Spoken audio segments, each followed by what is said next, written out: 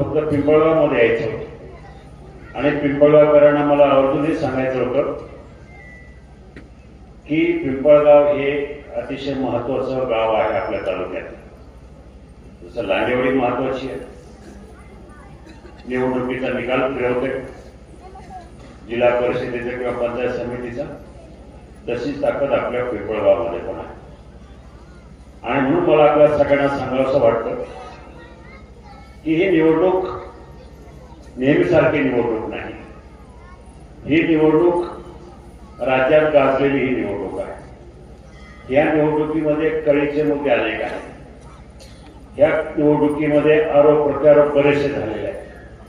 मग आपल्या सगळ्यांचं आता गेल्या महिन्याभरापासून जेव्हापासून फॉर्म भरला तेव्हापासून डोक्यामध्ये अनेक विचार अनेकांनी आपल्या डोक्यामध्ये टाकले आणि समोरचा उमेदवार तर आपापल्या परिणाम नवीन नवीन भाषणामध्ये नवीन मुद्दे लावरे व्हिडिओ हे कर ते कर चालूच आहे. पण आपण सगळ्यांनी एक विचार करण्याची गोष्ट आहे की साधी जरी गोष्ट असली, आपण काही खरेदी करायला गेलो, अगदी कपडे खरेदी करायला गेलो, महिला भाजी आणायला गेल्या, तरी आपण बाजारात गेल्यानंतर ती वस्तू तपासून पाहतो, त्याचे भावताल करतो. पण ही निवडणूक त्याच्यापेक्षा महत्वाची, याचा आपण कुठेतरी विचार केला पाहिजे. एखाद्यानं चार चांगली भाषणं केली, घोषणा केल्या, गर्दी झाली आणि काही मुद्दे मांडले म्हणजे आपण त्याला बळी पडता कामा नये. आता काय झालं या निवडणुकीच्या प्रचारामध्ये मी पाहिले गेले 6 महिने राज्याच्या राजकारणामध्ये स्वाभिमान, निष्ठा अशा प्रकारच्या गोष्टी उदयाला आलेल्या आहेत. मला सांगा, हे स्वाभिमान निष्ठा वगैरे ठीक आहे हो, पण आमच्या विकासाचं काय? तुम्हाला आम्हाला विकास पाहिजे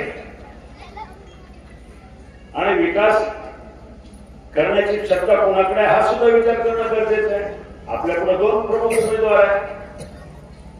मग आपण काही विचार न करता याचं वारलंही चांगलं आहे बरं का, त्याचं वारलंही चांगलं आहे बरं का, हे विचार न करता आपली कामं करण्याची क्षमता कोणाकडे आहे हा विचार करून मतदान करणं गरजेचं आहे. नाहीतर काय होतं तुम्ही बघितलं लोकसभेत आता बऱ्याच जणांनी सांगितलं, कोण म्हणाले ह्या गावातून 2000 मताची आघाडी देऊ, पण 2500 मताची देऊ. तुम्ही लोकसभेला मतदान केलं, काय झालं? या गावातून तुम्ही ह्या निवडणुकीमध्ये 27 मताची आघाडी खासदाराला दिली, डॉक्टर अमोल कोल्हे. आपण निवडून दिला. उमेदवार दुसऱ्या तालुक्यात असला तरी आपण निवडून दिलं. मग काय झालं? गेल्या 5 वर्षात सुद्धा या गावानं 4 बूथ पैकी टोटल 43 मताची आघाडी त्यांना दिली. तरी मी थांबलो का? मी काम करायचं थांबलो नाही. मला 2019 ला पिछाडी होती, इथून 2024 ला पिछाडी आहे, पण मी काम करायचं थांबलो नाही. माझ्या दृष्टीनं काम, विकास हे महत्वाचं आहे. मी कधी बघितलं नाही मला कोणी मतदान केलं, मला कोणी मतदान नाही केलं. त्यांचा सहकारी सचिन असेल, बाकी सगळे आमचे तरुण सहकारी असतील. सचिन तर गेले 5 वर्ष 10 वर्ष इतका त्रास मला, प्रत्येक रविवारी येऊन हे काम झालं पाहिजे, त्यामुळे आपलं काम झालं पाहिजे, हे झालं पाहिजे, आणि आम्ही बघितलं नाही. सचिन सांगितलं तसं आपण काम देत चालू आणि त्यात मोठ्या प्रमाणामध्ये त्या तालुक्यामध्ये, त्या मतदारसंघामध्ये, साई तालुक्यामध्ये काम टाकत. मी नेहमी माझा भाषणात सांगत असतो, कोल्हे साहेबांनी गाव दत्तक घेतलं, कोपर मांडव, जुन्नर तालुक्यात आदिवासी भागातलं गाव. त्या गावामध्ये 5 वर्षांमध्ये तिथं त्यांची 2दा विजिट झाली. मी 4 वेळा गेलो. मी खासदार नाही, ते खासदार आहे, त्यांचं दत्तक गाव आहे. त्या गावातल्या महिला जानेवारी महिन्यामध्ये माझ्याकडे आल्या की दादा, खासदार साहेबांनी आमचं गाव दत्तक घेतलं खरं, पण आम्हाला पिण्याच्या पाण्याची साठी डोक्यावर हंडा घेऊन 2-2 मैल जावं लागतं,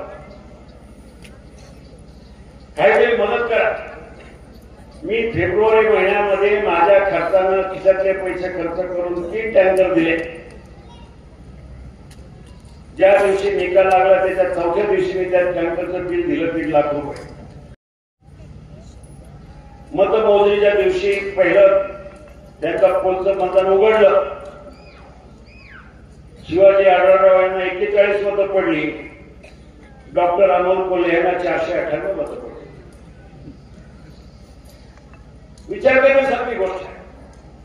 एखादा माणूस म्हणतो जाऊ दे गेलो तर मला काय करायचंय, माझं अमेरिकेत घर आहे, बंगला आहे, मुंबईत मी 28 मजल्यावर राहतो, खूप मोठं घर आहे, कंपनी आहे, सगळं काय आहे, पण माझी नाव त्या शेतातली आहे, त्या मातीतली आहे. म्हणून मी विचार केला जाऊ दे काय हरकत नाही, मला खासदार पाहिजे, खासदार झालं पाहिजे असं काय नाही. लोकांचं प्रेम हे माझ्या दृष्टीने खासदारकीपेक्षा मोठं आहे. म्हणून मी माझ्या 25 वर्षाच्या राजकारणामध्ये कधी मागं होऊन बघितलं नाही. मी खासदार आहे का, यांनी मला मतदान केलंय, त्यांनी मतदान केलंय, त्या मतासाठी मी काय करणार आहे, काही केलं. आज लालवाडीमध्ये शाळा आहे का माझ्या मुलांसाठी नाही, माझी मुलं आणि नातवंड मुंबईला शिकतात. अख्ख्या 3-4 तालुक्यातली मुलं शाळेत शिकायला येतात. दर्जेदार शिक्षण मिळालं पाहिजे म्हणून माझी जवळजवळ 20-25 एकर जमीन शेती माझ्या नावावर आता 1 इंच नाही आहे. जे काय आहे ते मिळवली स्कूल लांडवाडी सगळी माझी शेत जमीन तिथं मी वापरतोय मुलांसाठी. एवढं सगळं करून वर्षाला 50 लाख रुपये मला शाळेला पगाराला कमी पडतात. ते अक्षयकडनं कंपनीतनं घेतो वर्षाला. मी काय माझ्या स्वतःचा मोठेपणा सांगतो अशाचा भाग नाहीये. मी एवढं सांगतोय की आम्हाला कुठेतरी समाजात देणं घेणं.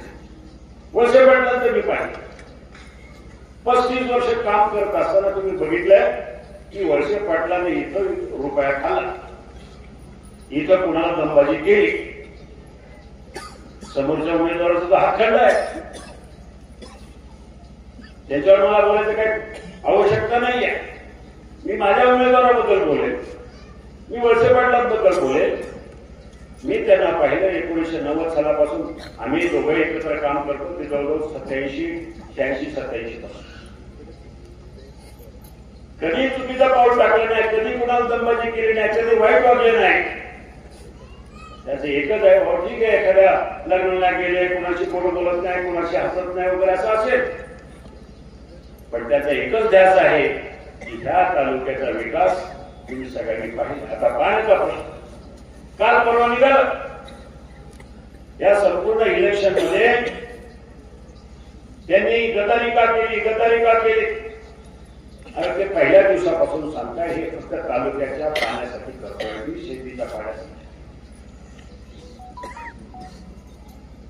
काल परवाच्या नंतरच्या मीटिंग मध्ये झालं, लावतो व्हिडिओ, काय व्हिडिओ लावून केला तुम्ही? तुमचे नेते, तुमचे सगळे पक्षातले साथीदार, रोहित पवार, निलेश लंके, हे सगळेजण मोठ्या मोठ्या आवाजामध्ये गमजा मारतात की डिंब्याचं पाणी बोगदा करून माणिकडोला न्यायचं, माणिकडोवरून तिकडं नगरला न्यायचं, कर्जतला न्यायचं. बापाचा माल आहे का? पाणी आणलंय. या प्रश्नासाठी वर्ष म्हटलं मगाशी त्याच्यावर काल कोणतरी एक फेक व्हिडिओ तयार केला अजितदादांच्या नावाने की अजितदादांनी सांगितलं की आम्ही ते बोगदा इकडे तोडून पाणी आणू. सगळ्या अजितदादांना बोललो असं काय, मी असं बोललोच नाही म्हणाले. आणि त्यांनी त्यांचं क्लॅरिफिकेशन केलेलं आहे.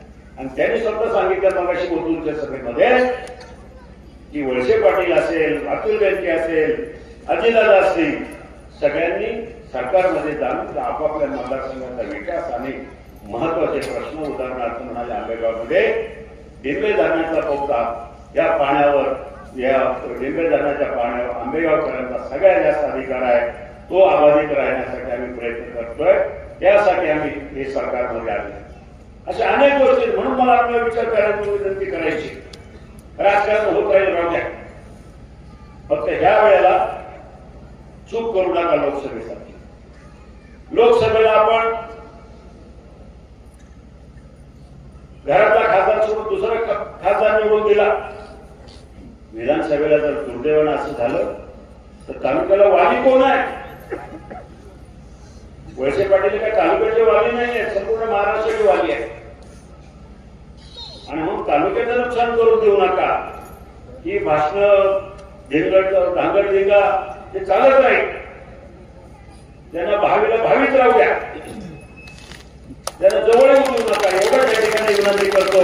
आणि येणाऱ्या 20 तारखेला कुठल्याही परिस्थितीमध्ये ह्या गावातून माझे आपल्याला सगळ्यांना आव्हान, माझा पराभव झालाय, माझ्या पराभवाचं परतफेड जर करायची असेल तर किमान 1,500 मतांचं लीड या गावातून मिळायला पाहिजे, एवढी त्या ठिकाणी विनंती करून सांगतो. धन्यवाद. जय हिंद.